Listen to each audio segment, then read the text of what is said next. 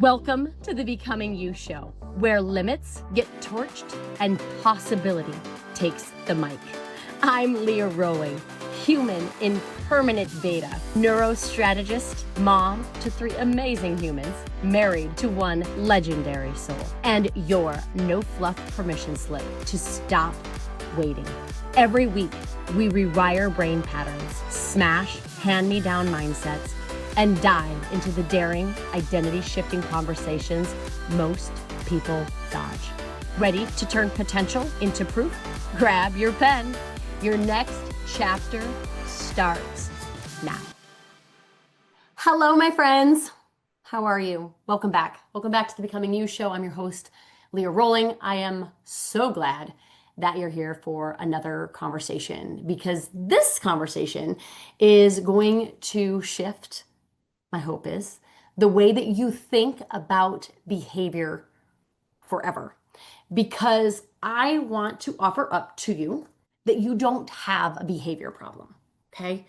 You have a coding problem. If you've ever said to yourself, I know what to do, I just can't seem to do it. I lack discipline, I lack motivation, I lack something, right?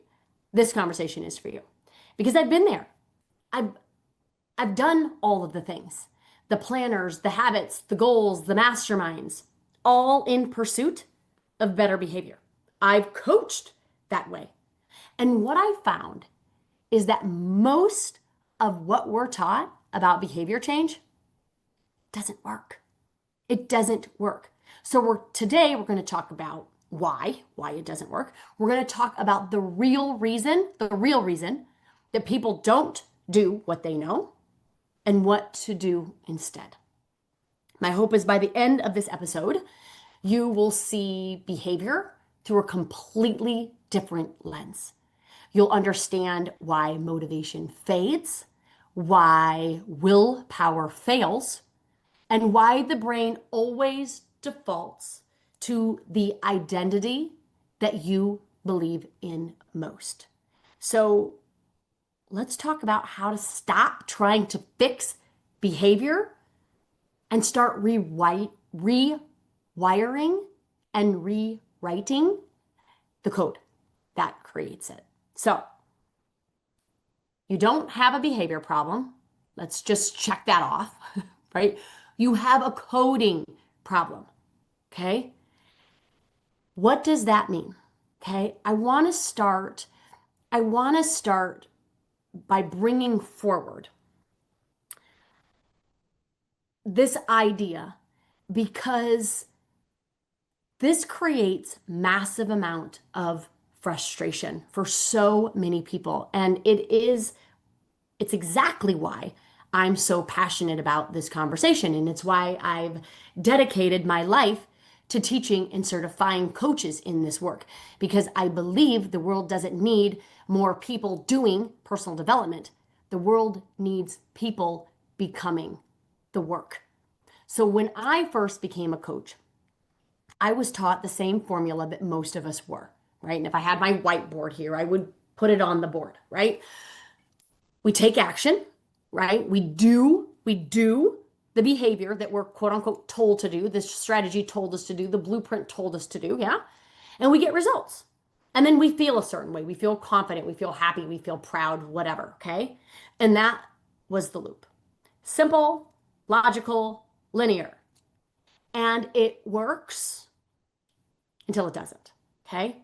It works when life is easy, when our emotions cooperate, when motivation is high, right? It might even work if you've got somebody else kind of holding you accountable, okay? But the moment, what I found for me was the moment life got hard, right? The moment accountability partners fade, the moment that my willpower was gone, that formula fell apart. Myself, clients included, would all start strong. They would see results and then vanish back into old patterns. And I started asking myself some questions. that really revealed quite a bit to me. The one question was, why do people know what to do, but still don't do it? And I've posed this question on this podcast before. Why do brilliant, capable humans, that's you, by the way, sabotage from time to time the success they say they want? And I would argue the success that you deserve. Why do we repeat what hurts us and resist what heals us? Okay? And if you've ever coached anyone or even just been a human, you've seen this too, okay? The patterns, the loops, the I'll start Monday energy, okay? The plans that die in the face of emotion. And here's what I realized. The formula we were all taught is backwards. It assumes that behavior, action, what we do or what we don't do, it assumes that drives belief, okay? That if we act long enough, we'll eventually feel different. We'll believe in a different possibility for ourselves. But neuroscience tells us a completely different story, okay? Behavior doesn't create beliefs. Behavior doesn't create identity. Identity, belief creates behavior. We don't act from what we know. We act from who we believe ourselves to be. That's why so many coaches, so many leaders, maybe even you, are exhausted. We've been trying to change people and perhaps ourselves at the level of action instead of the level of identity. We've been treating behavior as the disease instead of the symptom. And that's the real reason that I'm obsessed with this work. Because once you understand that behavior is brain code in action, everything changes. You stop trying to fix people and you start helping them reprogram who they're being. It's interesting because I'm on a WhatsApp feed and people are doing what's called 75 hard. And in that 75 hard, there is a list of things that they want you to do. Okay, they want you to work out for 45 minutes, outside and inside twice a day. They want you to drink a half a gallon or a gallon of water, and they want you to read 10 pages of a personal development book, right? All of these things. And I'm sure it's fantastic. Okay, I'm sure it's fantastic information. I'm sure it's a fantastic system. And you know what? I bet it even works for some. Not once on that list of systematic things to do, was there thinking? Was there belief work in there? Was emotional regulation in there? Those strategies still assume that behavior drives results and results create feelings, and it doesn't. And it doesn't. And when we lean on these systems that work for some but not for us, when they don't work for us, guess what happens? We doubt ourselves even more. And then we cement that coding even further that we must not be a person capable of doing the very thing that we want to do. I'm done with that. I'm done with that formula because it doesn't work. That is why I built Innerboard, right? Because I wanted a place, a system, an operating board for humans to see the code that's been running their life. To witness, to invite people to consider that is how thought, emotion, and identity interact, and then consciously rewrite it. Innerboard was created to bring this level of consciousness and this formula to the world so we don't continue to frustrate ourselves in the doing part of it. Okay? So if you're a coach, if you're a leader, or if you're just someone who feels like you've tried everything, the diets, the journaling, the routines, the strategies, and you still find yourself stuck in the same patterns, you are not broken. You're not broken, beautiful friend. You're just running an old code that no one is talking about. Because then where would their strategy end up? Where would their book? Where would their course? Where would their podcast go? What would happen if we were both the solution and the strategy? What would happen? What would happen is we would actually start creating the results in our life that we want. That's what would happen. And so today we're going to talk about how to see it. Because I think when you can see the code, you can change it. So stay with me, please. By the end of the episode, I believe that you will never look at behavior the same way again. Okay? And if you want to go deeper and if you want to learn how to coach, how to live, how to use these tools weekly, daily, you can get more information about Innerboard in the show notes. We have a community, we have a membership, we have a sign up, we have a certification for this work.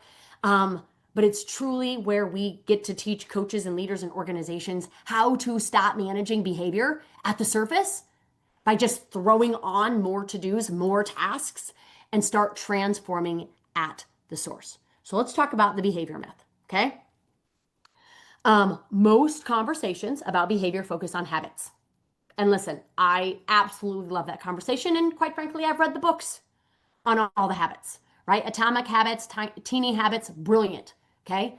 Brilliant. They give us strategies, habit stacking, micro habits, environment design, cues and triggers, the reward loops.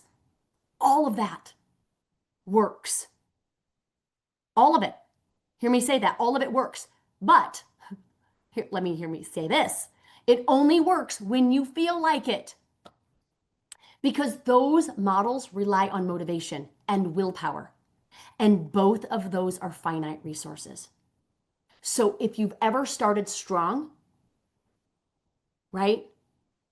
I'm imagining asking you this, and if you're really honest, you'd probably raise your hand and then slip right back into old patterns. It's not because you're lazy and it's not because you're broken. It's because those systems only teach the doing side of behavior.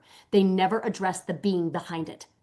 Behavior change has never been about discipline alone. It's not about tracking and measuring or rewarding. It's about the identity beneath the behavior. Because you don't act from what you know, you act from who you believe yourself to be. And I will continue to repeat that. Because if you don't believe yourself to be somebody that can fill in the blanks on whatever it is that you want to do, you won't. There is no amount of information strategy that's going to convince your brain otherwise. Your brain is programmed to prove you right. It doesn't care about your goals. It doesn't care about what you want to accomplish in your life. It cares about what you believe. And the brain that got you here is not the brain that can get you there. And so unless you change the code, you will continue to repeat the same day over and over and over again and wonder, what the hell? Okay? So you don't have a behavior problem. Okay? We're going to talk about the code beneath the behavior. We have a coding problem. You don't need more to-do lists. You need new neural code. Okay? You don't act on what you know, you act on who you are. And until your identity updates, until this very brain that came with you today, right, reboots, rewires, your behavior will always default to the old code. Here's the neuroscience behind it. Every behavior you repeat is just a neural pattern. It's a loop that your brain has optimized for efficiency. I want you to think of your brain like software. Every habit is a line of code written through repetition, emotion, and identity. Whatever you repeat with emotion becomes automatic, okay? And your identity, the story you hold about who you are, friends, is the glue that keeps that code in place. So when you say things like, I'm just not a morning person, or I just can't lose weight, or it's just not possible for me, your brain doesn't argue. It just runs that program. It builds emotional resistance to anything that doesn't match that identity. So if you have this thought, I'm just not a morning person, guess what happens? You hit snooze, you skip the workout, you feel inconsistent. And that becomes your truth. Not because it's true, but because it's trained. Now, imagine you start with a different line of code and you practice that line of code. That's how you strengthen anything, by practicing repetition. And you begin to believe that I'm a person who honors how I start my day. It's a subtle shift, but wickedly powerful. And we don't start here. We just try to effort our way into being a morning person. Okay? But in this way, you're not forcing a routine anymore. You're becoming the person who naturally does it. And when you do that, your brain starts wiring new pathways to make that belief true. That's the secret, friends. Your brain values congruence, right? What you believe more than your comfort. It would rather be right about who you believe you are than wrong in pursuit of change. So if your identity says, I'm inconsistent, your brain will make sure your behavior proves it every single time. If your identity says, I follow through, well, guess what? It will make sure you do that too. Motivation, willpower, not sustainable. Congruence is. Congruence beats comfort, instincts, old programming every time. So every one of us is running patterns. If you don't have the result, and even if you do have the result in your life, it's all pattern based. Okay? Each one of us has them. Thought, emotion, action loops that our brain confuses with safety. They feel so familiar that the brain also calls them true. So, for example, let's say we have a thought that will never catch up. I'll never catch up. I've got so much to do. Okay? That thought creates anxiety, creates overwhelm for us. And then what happens in the action line of this neural loop is we overwork, we overdo. And the result is that we actually never catch up and we're exhausted and we're overwhelmed. And what does that exhaustion do in the result line? It proves the thought right. Okay, that's the loop. That's the code. You can't out hustle it. You can't outdo it. You can't out strategize it. You can't even role model it. You have to rewrite it. So here's what the new code looks like, right? If the old code was, I'll never catch up, the new code is, I create calm by choosing focus. Or I'm not behind. I'm right where I need to be. That creates clarity. From clarity, you prioritize. When you prioritize, you have peace and progress. That is the difference between forcing behavior, which is what we're all trying to do with that take action, get results, feel better, and becoming behavior. When you become behavior, you're not managing what you do. You're managing who you're being. And if there's effort either way, if you have to effort in action, right, that we know now that really doesn't create results for us, why don't we effort more in thinking about who we're being, thinking about what is possible, thinking about who we want to become? Because it's in those thoughts that create those feelings, that hard wire and repetition, the identity of who you are. And from that identity, you don't need willpower. You just show up in your world. Do you see what I'm saying? So I want to talk about the two brains, because I'm thinking that maybe this might help if you're not quite sold yet. We have hardwire by way of these two brains, and these two brains run your life, right? You have the primitive brain, that's your survival brain, It's motivated by what scientists call the motivational triad. I've talked about it a lot on my podcasts, right? That that brain is motivated by avoiding pain, seeking pleasure, conserving energy. It's ancient, it kept us alive, but it's terrible at building the future. It's the part that says, stay comfortable, stay familiar, don't risk it. It's not worth it. Let's have immediate gratification, satisfaction right now. That's better for us. Thank you. We also have a brain, the prefrontal cortex. That's your executive brain. That's your future loving part of your brain.